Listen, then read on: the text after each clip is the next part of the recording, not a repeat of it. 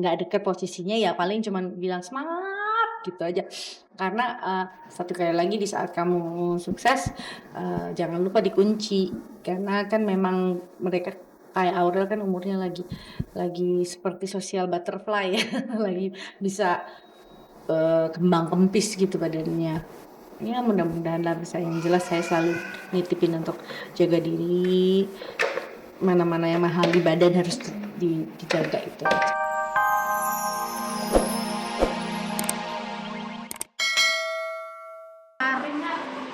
Terus juga ada cumi asam pedas sama mie titi. Jadi ini makanan khas Makassar pemirsa. Pemirsa, kita makan dulu ya. Istimewa. Gimana?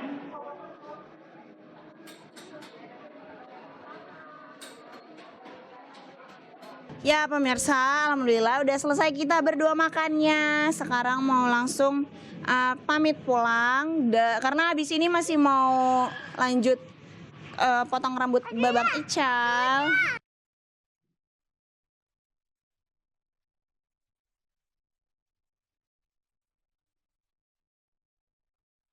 Puas mencicipi makanan khas Makassar, Yunita mengajak si buah hati berkunjung ke sebuah salon.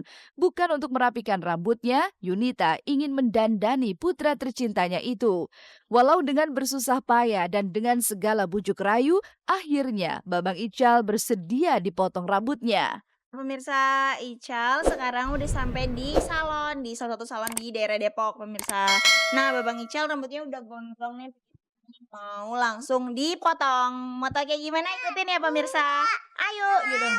Oh, enggak, ayo potong rambut.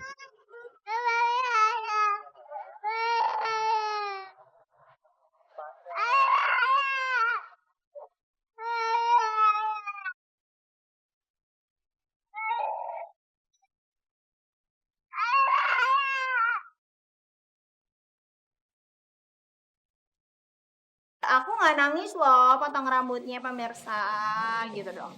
Aku nggak nangis loh pemirsa, aku hebat loh gitu.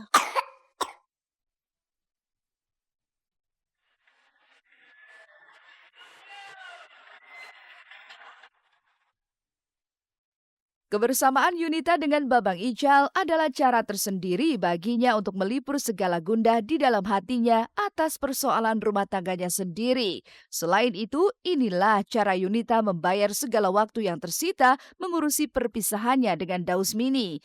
Di atas itu semua, Yunita juga harus mulai membiasakan diri tanpa kehadiran Dausmini di sampingnya.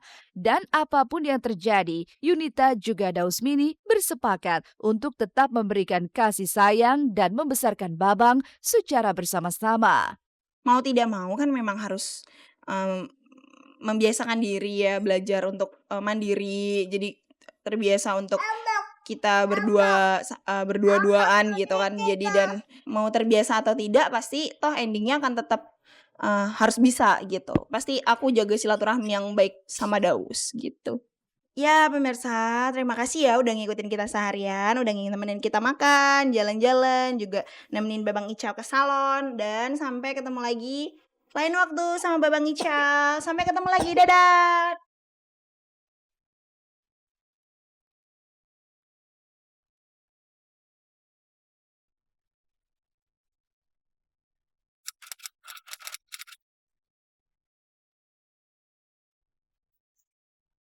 Berubahnya secara drastis penampilan Aurel sempat dikabarkan lantaran ia menjalani operasi. Tapi kabar itu dibantah oleh Ashanti dengan sebuah pembuktian.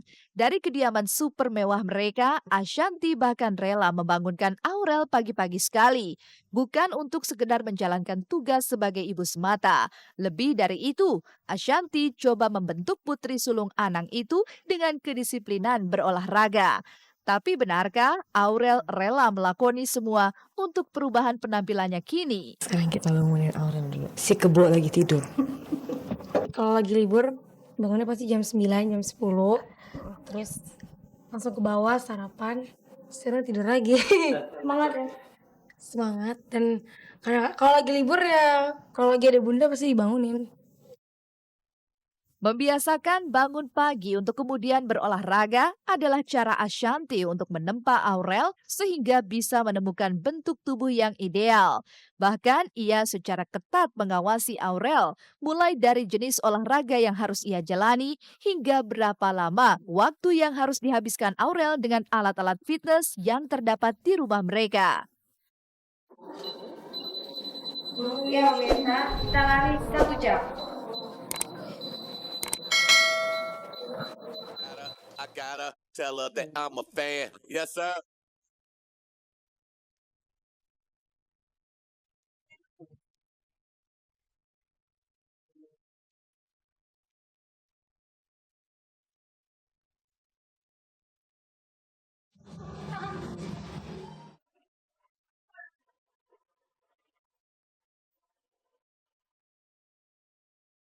Mana lebih happy?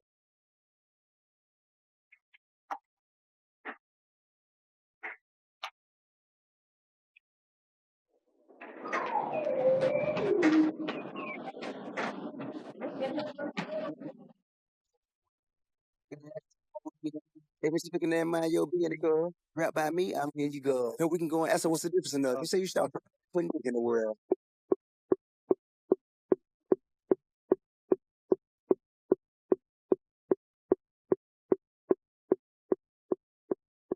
Udah kan sudah selesai. Apa ya? Capek sekali. Udah lama. Oh, cek. Berat badan.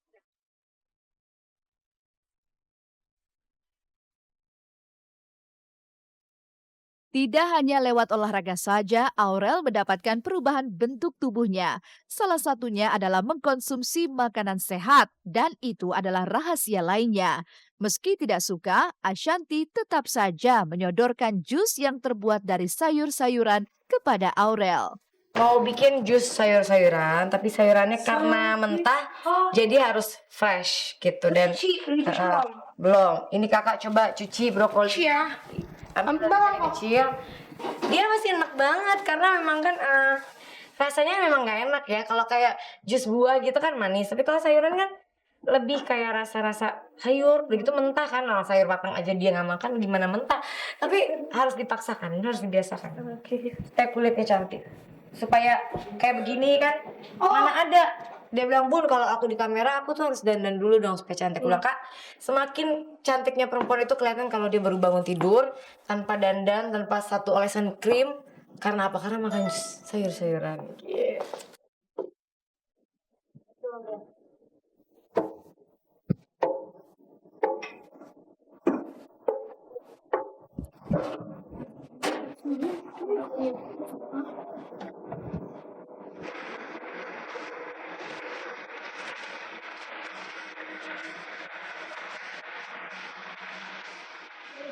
Tutup. Lebih enak yang di ruko yang hijau itu kan? Ya kan? Ini lebih gak enak mendingan di ruko. Di ruko asam-asam enak. Ini apa rasa sepet gini ya Allah, gak ada asam kayak basi gitu rasanya. Aduh, gak banget. Boleh cobain makanya. Udah cobain, udah. Ini samanya sayur. Ayo, boleh cobain loh.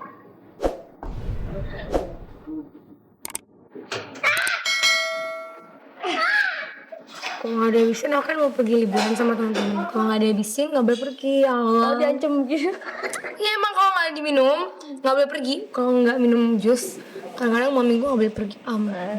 Beranjak remaja, Aurel mulai peduli dengan penampilannya. Tidak dari dandanan saja, ia juga sangat menjaga bentuk tubuh lewat olahraga dan menjaga asupan makanannya. Tapi benarkah jika perubahan Aurel ini dilatar belakangi lantaran ia sudah mulai jatuh hati pada teman sebaya? Benarkah pria yang membuat Aurel begitu memperhatikan penampilannya adalah Al-Ghazali, putra sulung Ahmad Dhani? Atau justru Georgius yang kerap menemani Aurel berfoto mesra di sosial media adalah kekasihnya? Apa pula kata Krisdayanti melihat perubahan putri sulungnya itu? Ya kalau Aurel ya gitu, dia kadang posting atau kirim foto-foto pas lagi olahraga dan yang lain-lain. Cuman karena saya nggak deket posisinya, ya paling cuman bilang semangat gitu aja.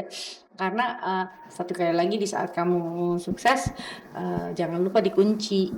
karena kan memang mereka kayak Aurel kan umurnya lagi seperti social butterfly ya, lagi bisa kembang kempis gitu badannya. Ya mudah-mudahan lah bisa, yang jelas saya selalu nitipin untuk jaga diri, mana-mana yang mahal di badan harus dijaga itu aja.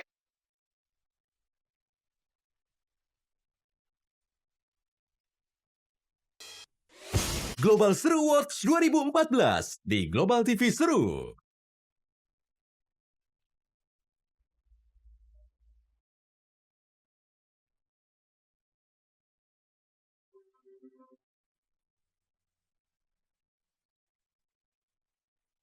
Niat untuk menjejak tanah suci untuk pertama kalinya akhirnya diwujudkan Teguh Wisnu. Suami Shirin Sungkar itu bertolak ke Mekah Kamis pagi kemarin. Ditemani sang istri yang tengah berbadan dua, kebahagiaan Wisnu tampak jelas dari raut wajahnya.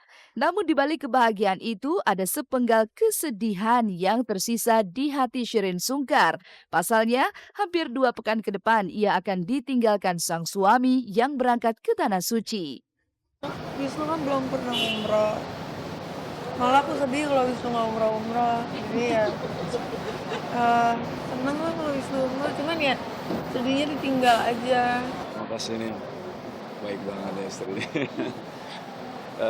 Jadi memang agak sedikit ngantuk karena kan pagi, karena sebelumnya saya syuting dulu dan harus bangun jam 2 pagi, sedangkan kita baru tidur jam 1 ya.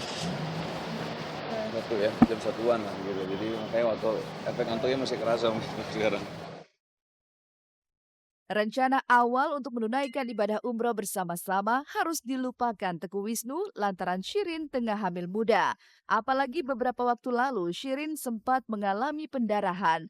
Tapi mengapa Teguh Wisnu justru memilih bertolak ke tanah suci di usia kandungan sang istri yang masih sangat muda? Kalau yang kemarin-kemarin sempat bukan nggak sempat ya, karena bentrok selama schedule terus. Nah kali ini dapat izin, tapi ternyata Shirin hamil. Karena Shirin hamil, mungkin karena masih hamil muda juga, jadi kita memutuskan Shirin tidak jadi ikut gitu. Akhirnya hanya saya yang ikut.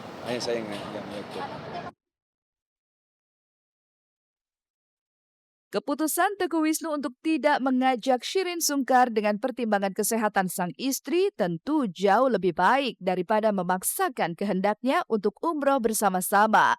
Lantas, benarkah kekhawatiran ini pula yang membuat Wisnu meminta sang istri mengungsi ke rumah orang tuanya untuk sementara waktu? Ngungsi ke rumah Kia. Mungkin ya. Bapak nggak mau sendiri. Ya mungkin salah satu hal yang membuat saya khawatir karena Shirin kan sendiri ya. Cuman ya makanya dia bilang, aku bilang mendingan dia sama kakaknya aja dulu gitu ya, atau sama mamanya. Jadi ada temen juga nggak kesepian. Paling kayak gitu.